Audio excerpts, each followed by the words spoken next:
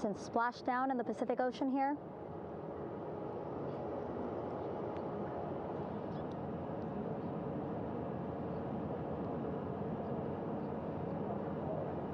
Reed, Victor, Christina, and Jeremy back home after a history-making mission to the moon and back.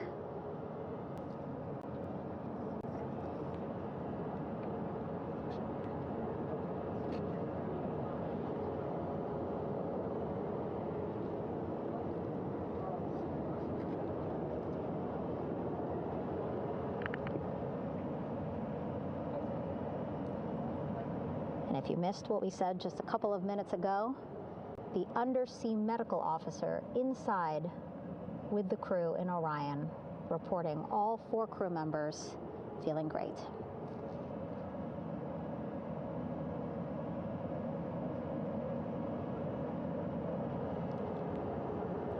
Progress being made there on the stabilization collar. It looks like they are beginning to inflate it.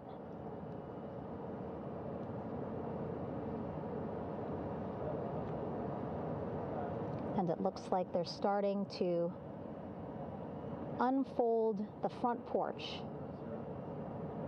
in order to get that into the water here shortly and inflate that as well.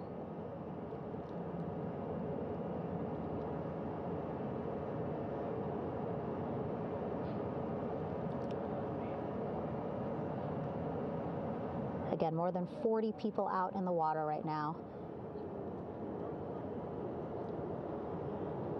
And those Navy and NASA personnel have been in the water for now about 4 hours.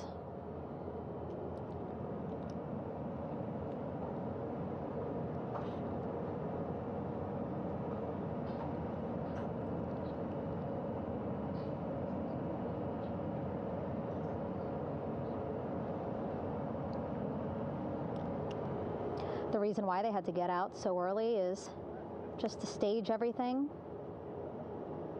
And actually here on the ship,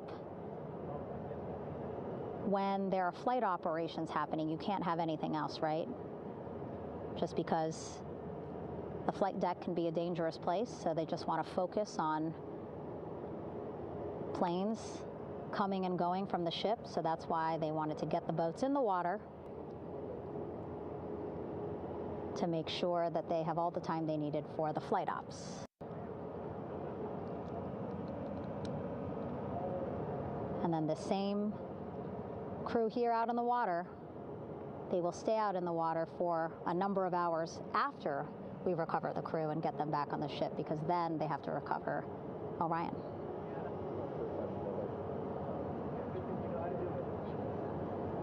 All right, that stabilization collar looking good around Orion. We're now seeing some recovery personnel getting on to that collar. Again, they need to further attach it to Orion to make sure they can really prop up the spacecraft. It's really lifting it up off of the water just again, so it's not so come off me for a minute.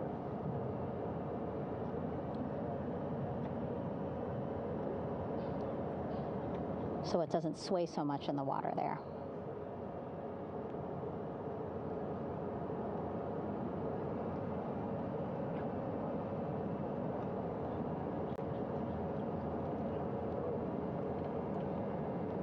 And now that front porch looks like it's nearly fully inflated as well. You can see a much larger surface area.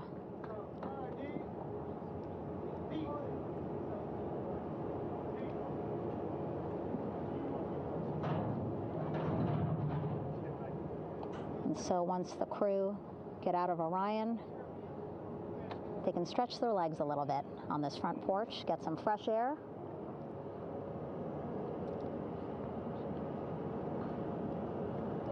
And enjoy this beautiful day here on their home planet.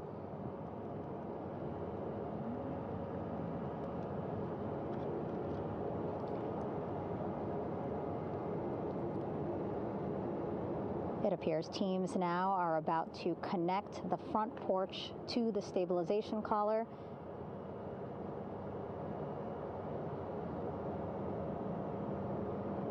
And at that point, when both are secure, we should soon see astronauts come out of Orion.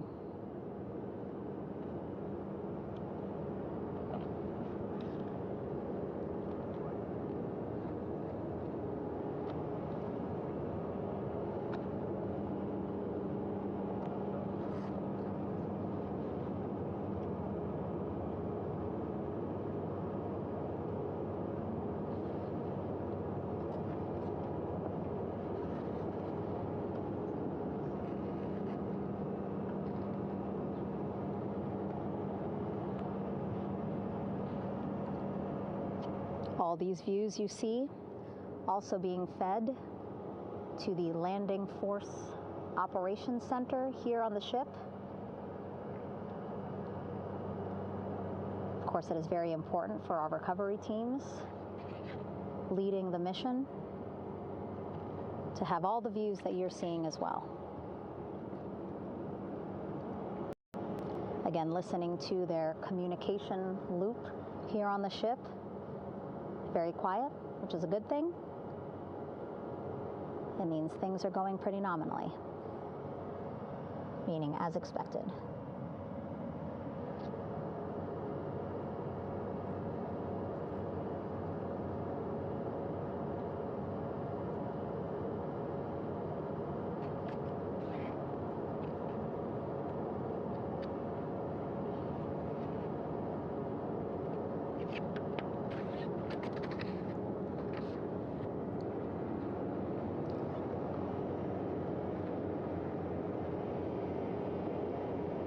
Again, all this activity happening just 3,000 yards away from the ship. So that means this will be a very quick flight back on the helicopters for the crew.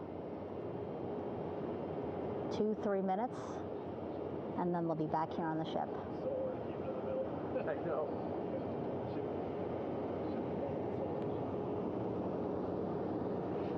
Okay, saw a thumbs up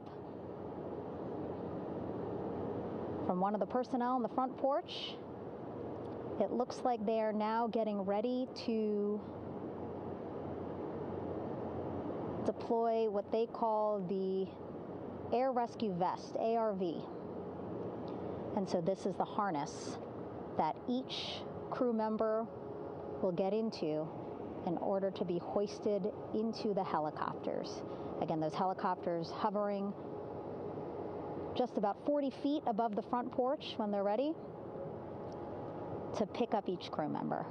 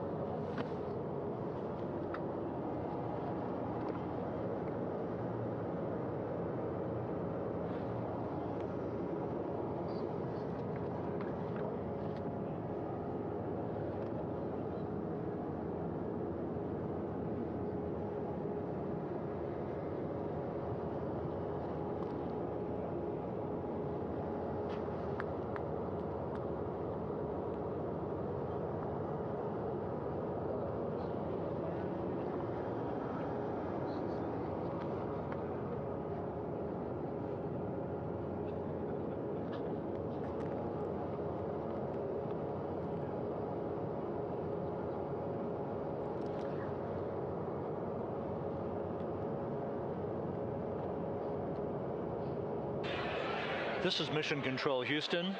Behind me, a fairly raucous scene as hundreds of flight controllers have poured into the flight control room here. This is reminiscent of the scene after the final shuttle mission of STS-135, although that was the end of a program. This is only the beginning of a program with the textbook splashdown of integrity and its 4 astronauts. We're standing by for the crew to be extracted from the spacecraft. Entry Flight Director Rick Henfling invited all of these flight controllers who have contributed to this mission to enter the flight control room to have an opportunity to receive well wishes and to share the mutual glow that exists in the wake of a textbook mission for integrity. On the front screen here in Mission Control, a sign that says, "Welcome home, Integrity, taking humanity back to the moon, going further, and returning safely to Earth."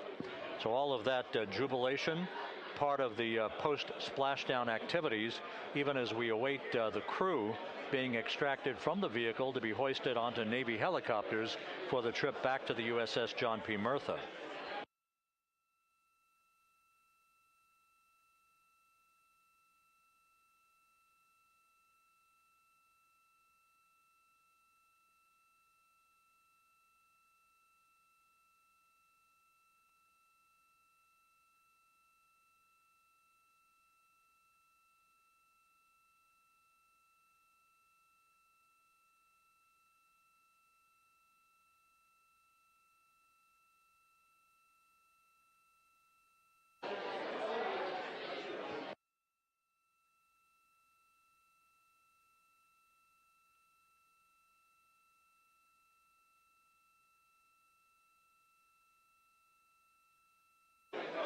Once again here in Mission Control, this view of the Artemis Flight Control Room, known as the White Flight Control Room. This is the old shuttle flight control room, and now is the home of Artemis missions to the moon and beyond. Once again, quite a few flight controllers were invited in by Entry Flight Director Rick Henfling to share in the jubilation following the successful splashdown of Integrity. That splashdown occurring an hour and 22 minutes ago, as we stand by for the completion of the extraction of the crew, and ultimately they're hoisting onto Navy helicopters for a short flight back to the USS John P. Murtha. Splashdown occurred at 7:07 and 27 seconds p.m. Central Time. I had an opportunity to talk to the head of Flight Dynamics, Jeff Birch, a moment or two ago. He said the trajectory of Integrity coming through the Earth's atmosphere was so precise, they've never seen anything line up on a ground track like today's entry by Integrity for its splashdown southwest of San Diego.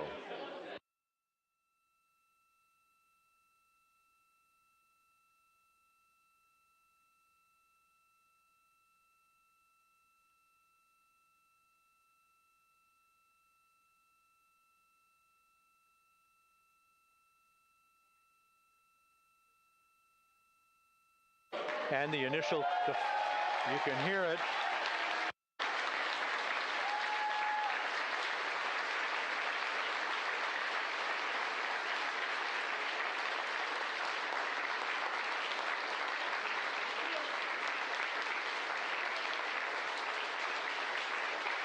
Jubilation here in the flight control room. The first crew member is out of Integrity.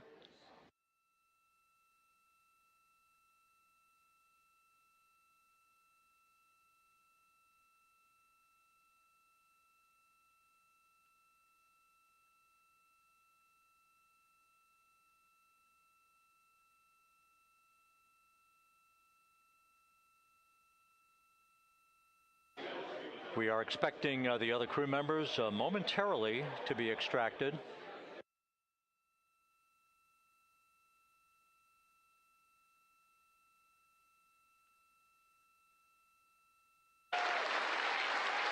We now have 2 crew members out.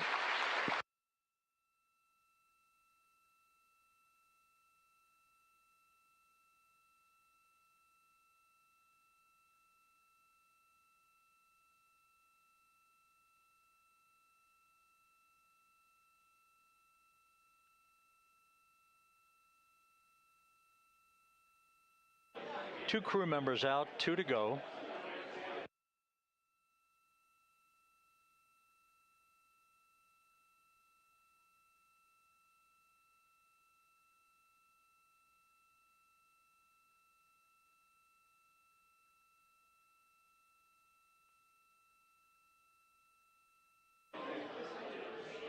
We're about 1 hour from sunset out in the Pacific. Everything continues to go well.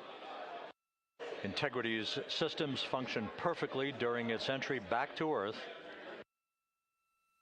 And Reed Wiseman, the commander, who will be last out of the vehicle, reported that all the crew members were feeling very well.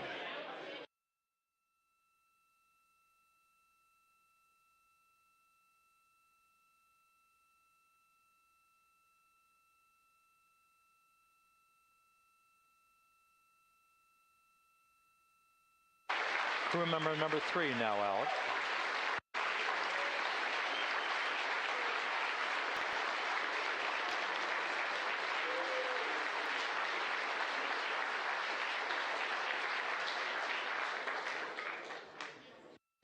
And now standing by for the commander, Reed Wiseman, who will be last out of his ship. Bobbing in the Pacific under almost ideal conditions, Integrity spanned 694,000 miles during its journey from launch to splashdown.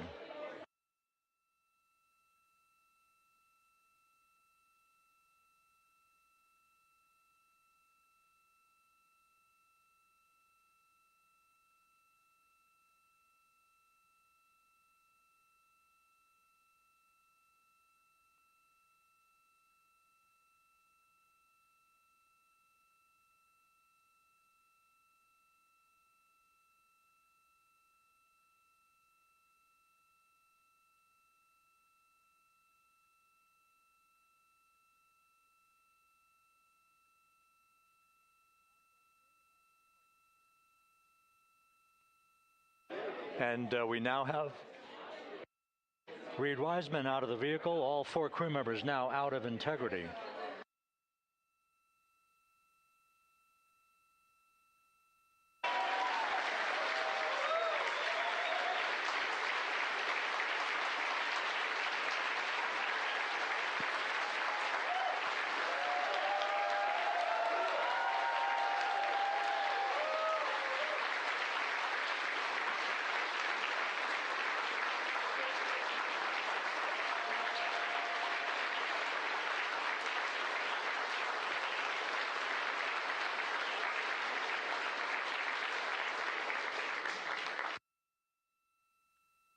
Once again, all 4 crew members now on the front porch, and the procedure to begin hoisting them up to these 2 Navy helicopters hovering overhead will begin shortly.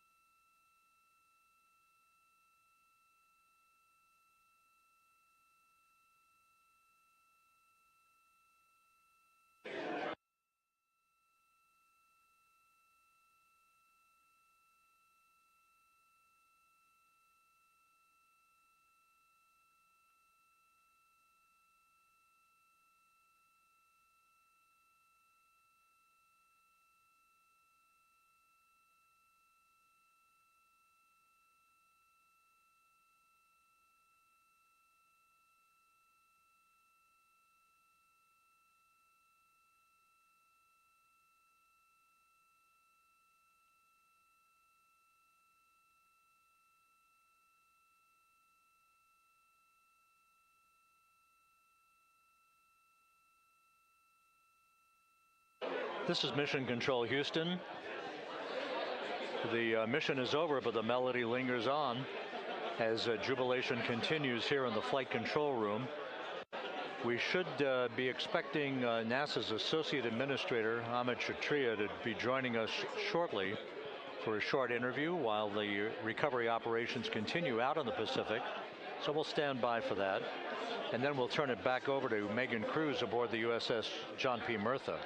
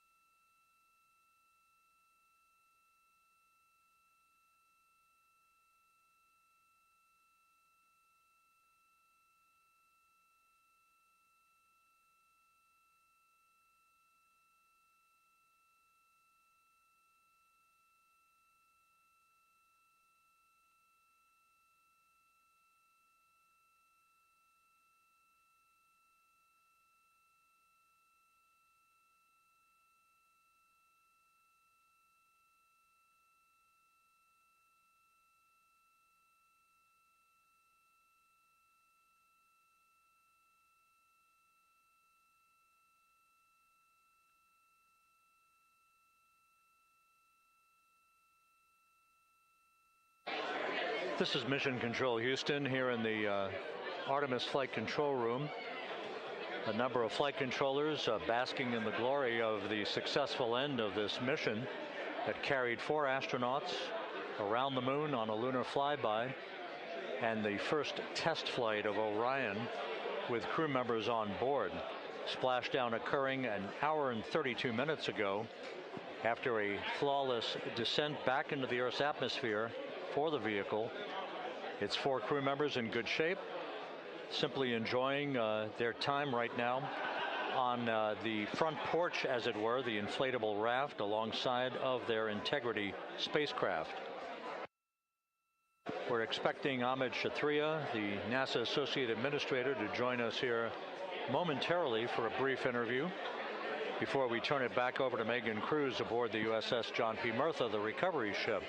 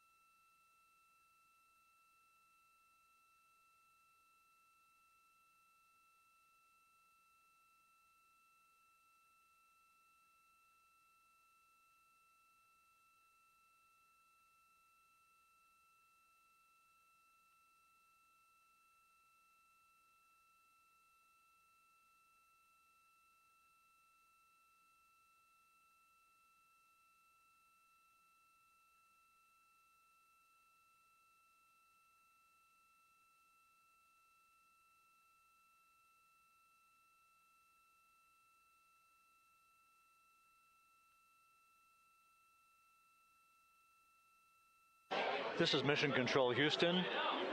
We're about an hour and 34 minutes since the textbook splashdown of Integrity in the Pacific to bring home our astronauts.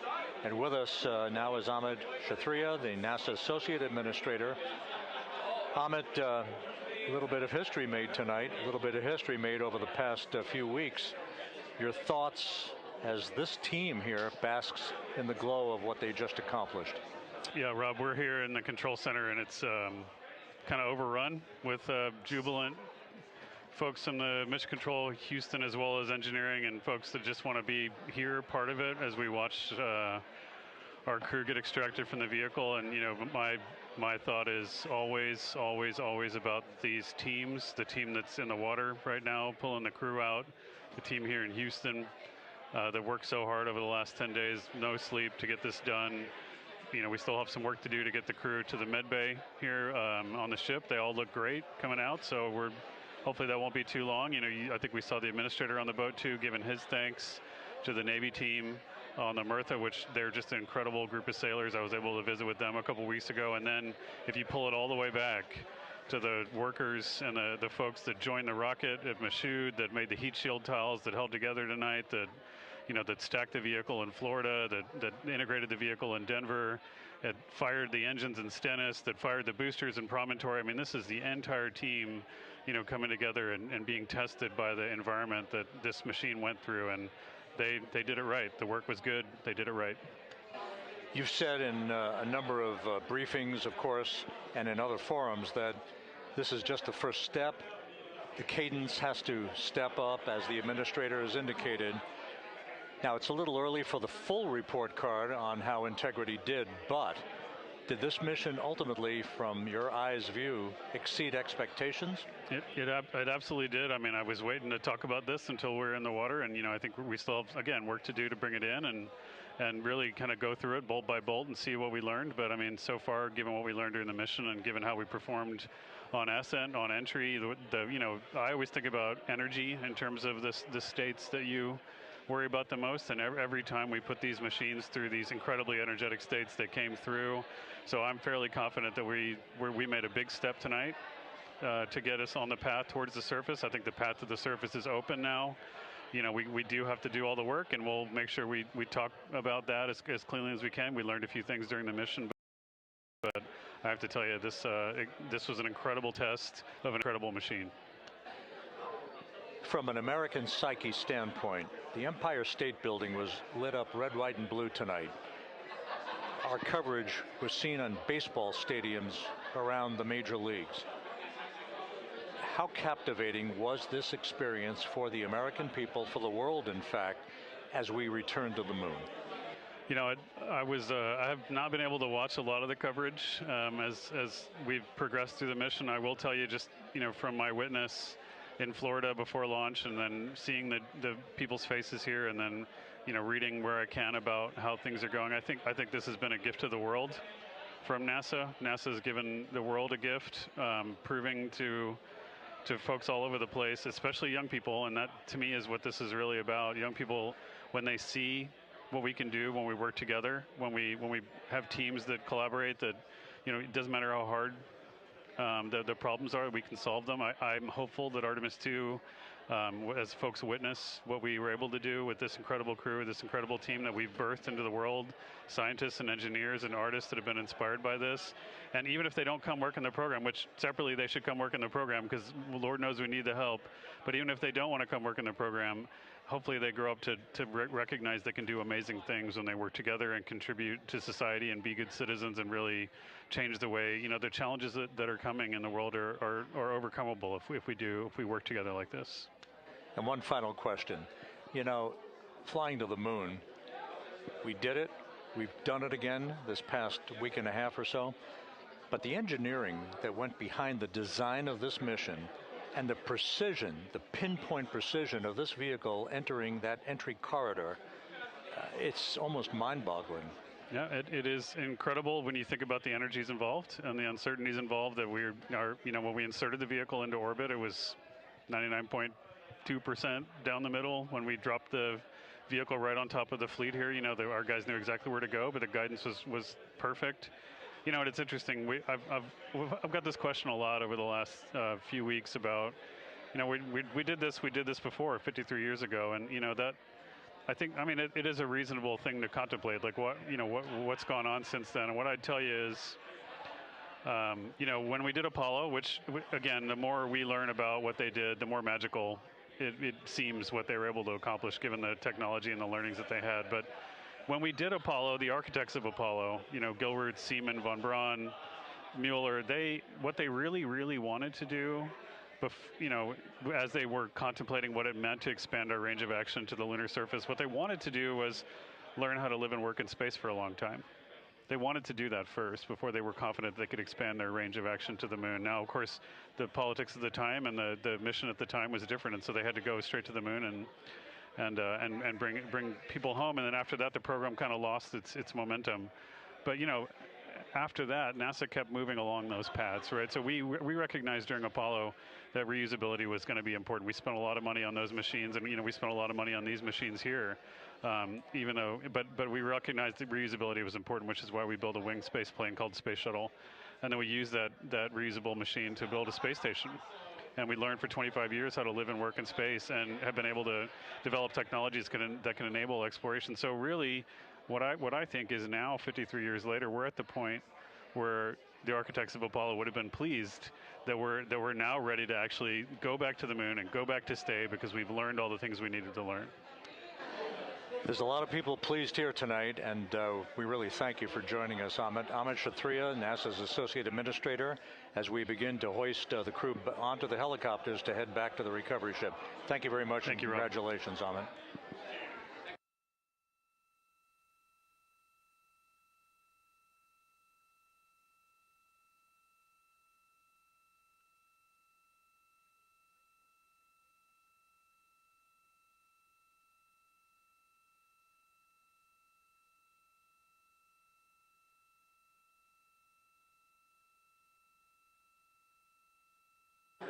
This is Mission Control Houston, with the crew members now beginning to be hoisted aboard the Navy helicopters. Let's go to Megan Cruz aboard the USS John P. Murtha, who will take it from here.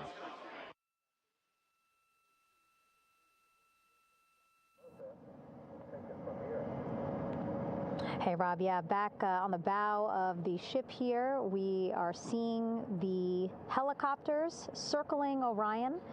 The first one there having just completed picking up the first astronaut. Helo 2 now hovering just 40 feet above the front porch, lowering a recovery specialist out of the helicopter. That person will touch down in the front porch just there.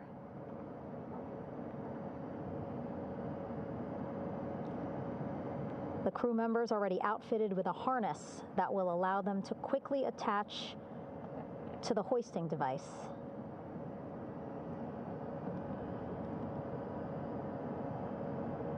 Look at the power of those blades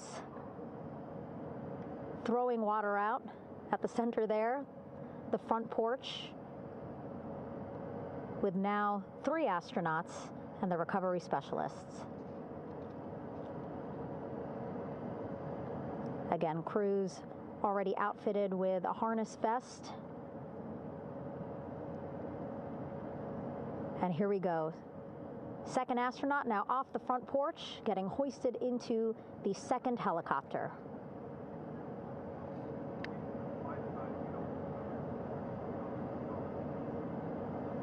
That helicopter will now hover just a distance away to give room for the first helicopter to come back and pick up the third astronaut.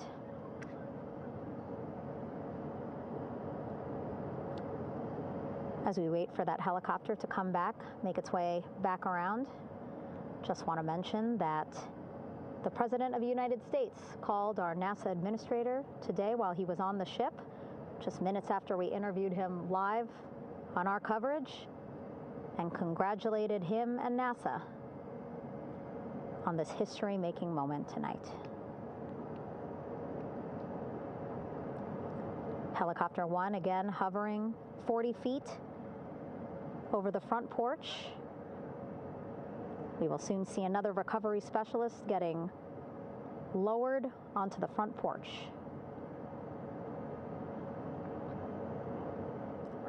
Wow, imagine sitting on that front porch, the wind, the water. But again, the recovery team determined that a helicopter flight back to the ship here would be